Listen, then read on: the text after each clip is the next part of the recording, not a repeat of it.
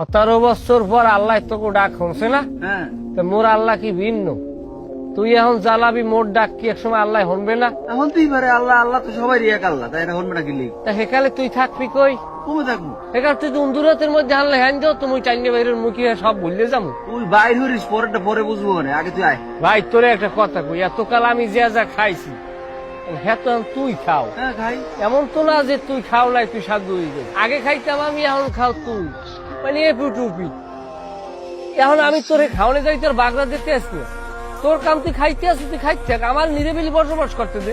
বেটা তোরা তো জ্ঞানের কথা কইছিস, তুই আয় সামনে।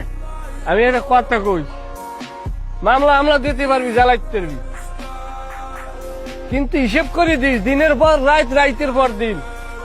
আজ যদি আমারে জ্বালাও, কালকে তুমিও রেডি হইতাও জ্বালানোর লাগিয়া। আমি যে সময় মানুষ জ্বালাইছি, ধর তোরই জ্বালাইছি, আমি তো বুঝ জন্য জ্বালাই নাই।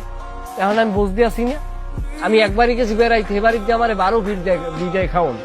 এখন আমি বুঝছি মর্মটা কি, আমার কি টাকা পয়সা নাই, এবারে বিদায় খাওয়ান, এবারে দিয়া বাড়িতে দিয়ে দেয়, সিস্টেম করে, টাকা চুরির অপবাদ দেয়, কত কি দেয়, দিয়েও কি আমি প্রতিবাদ করতে পারি না। যদি আমার দিন থাকতে আমি খাবার আইতাম না, তাল ইউ করে যাও।